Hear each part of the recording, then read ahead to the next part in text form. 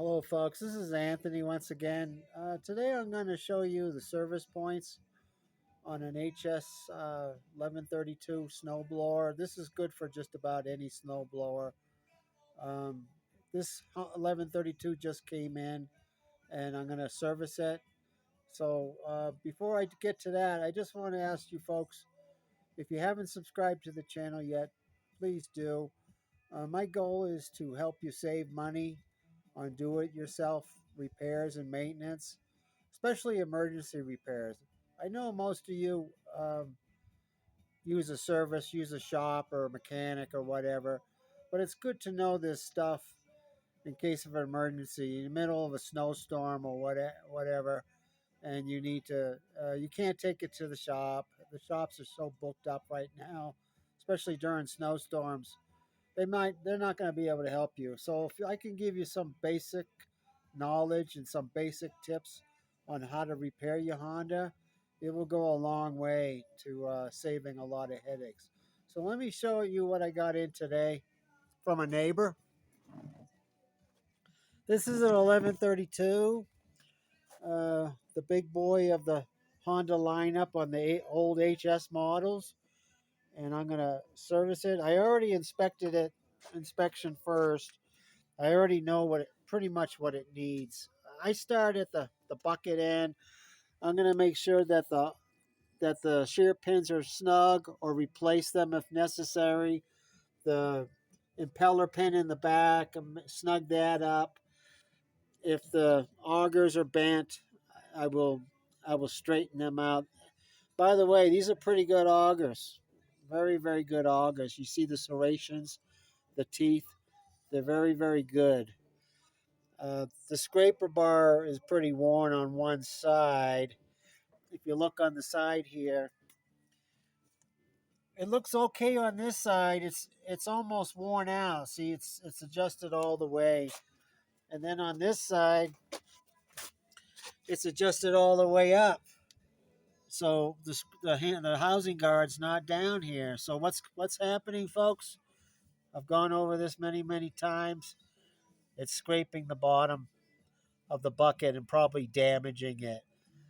I can check the damage if anything. Yeah, look at this damage. See, that's going to be a need to be addressed. You see, it's scraping. Look at that. It's terrible. Oh man, look at this damage. I'm going to have to try to either cut that out or straighten it up or whatever. The owner's actually a welder, so I'm going to tell him that he should. We'll cut all this out, and then he can weld in some new metal probably. On a level surface, I check the oil and the auger gearbox. And then I'll check the track adjustment. I change the oil. I'll before I start the service, I will drain the oil. That way I can put it up on all the service positions. Okay. Thanks, Dan Alpine Power, for telling me that you guys do that every time. Uh, you can see the rust here, so that's going to be a need to address. This is all rusty. You see the chute. That's a lubrication point. See, it's sticking. So that's going to have to be taken care of. It's all rusty in here. So maybe some lubrication and some grease in here will work. I'll have to take off the belt cover. I haven't done that yet, but this is the belt cover to check your two belts. I'm not sure if they need to be replaced. The carburetor's down here. I'm going to show you more about that. It's got cracks all over the handlebars, which is fairly common on a 1132 because they're so heavy. It's somebody attempted to fix this. It's cracked on the inside. I don't know if you can see the crack, but there's a crack right there. It's really loosey-goosey. Here's another crack over here. This is, can I show this? Oh, yeah. Here's all cracked. That needs to be welded up.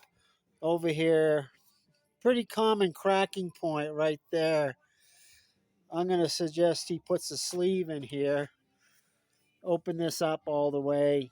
Open this crack up all the way and install a sleeve before you weld a bead on it. Perhaps, of course, weld in some supports underneath to fix that. Underneath, I will be, see if I can show you. You see these called the clutches?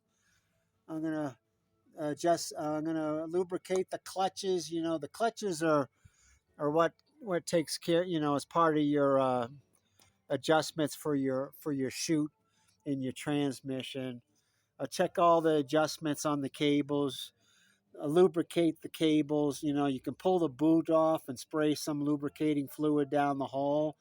Replace the cables if necessary. This doesn't look too good. You see how it's kind of like that? It should be like that, see? It's like that. We'll see if this cable works. Um, the height adjustment pedal, I haven't checked that yet, but it probably needs to be done. I'll put it up on its nose and check everything under here. Check the height adjustment pedal.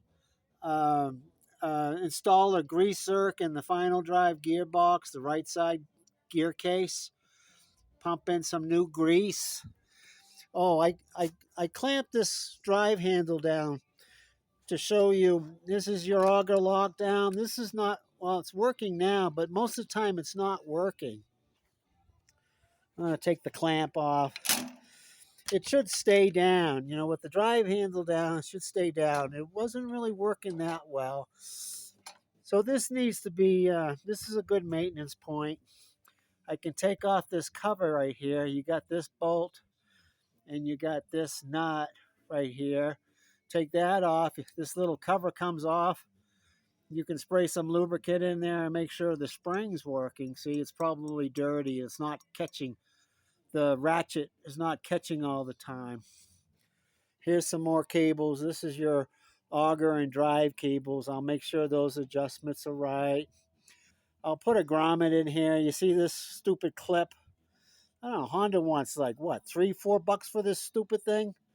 I mean, you get a grommet from Ace Hardware from a hardware store for $1.79 and stick it in here.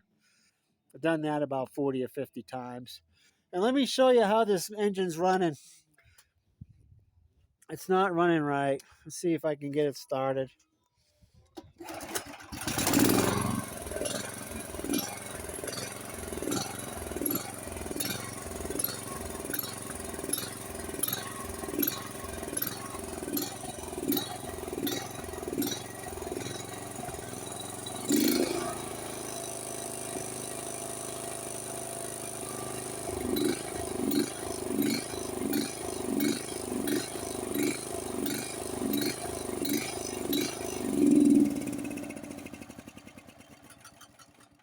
You hear that up and down sound? That's pretty common with a clogged carburetor. Carburetor needs to be cleaned. Idle jet, emulsion tube probably clogged up. The main jet may be a slightly clogged. It's pretty common on these 1132s. So what I'll do, I'll try cleaning it in frame first and see if I can get rid of that surging, you know, that up and down, up and down. See if there's any rust in there. If I see any rust or corrosion, I'm just going to replace the carburetor. It's going to be replaced with a original Honda carburetor, which is about, I think it's about $80 on the 1132. To clean it all out and everything, it's half that. So if I have any issues with the carburetor cleaning at all, I'm just going to replace it, and then it works right out of the box. So you can see that that carburetor needs some cleaning. It could be from bad gas, old gas. This machine's kind of old. The 1132s were built from 1997 to 2011, so it's kind of old machine. So there's probably some varnish in there, and you know, a little bit of clogging happened a little bit at a time, you know, over the course of time. So we'll see how that carburetor looks when I start doing it in frame cleaning. If it doesn't work, I'm just going to replace the carburetor, and then you'll have years and years of good running service. I tried putting some motor cleaner, uh, carburetor cleaner in the gas tank and let it run for 30 minutes. You know, some people like to use seafoam or gum out, for your injectors or whatever in your car. I tried that for about 30 minutes. It didn't make any difference. So it's probably the idle circuit or the emulsion tube. It could be some interior passages uh, of the carburetor that are very, very difficult to clean. I could take it off and put it in an ultrasonic, but I've cleaned hundreds, 400 of these carburetors. Sometimes, a lot of times, the ultrasonic cleaning works, but sometimes it don't. So I've learned the hard way that don't feel like messing with it, too much. I'll just replace the carb if I can't get it right the first time. Okay, folks. So this is how I got this machine in this morning from a neighbor wants me to service it, and this is what I look at, how I inspect it, and see what needs to be done. There's about 24, 25 service points that I check over and replace any parts that are necessary, the plug, synthetic oil, whatever it needs, so it's ready for the winter. So thanks for watching. Please subscribe to the channel. Join our Facebook group, Honda Snowblower Enthusiasts, and have a great day.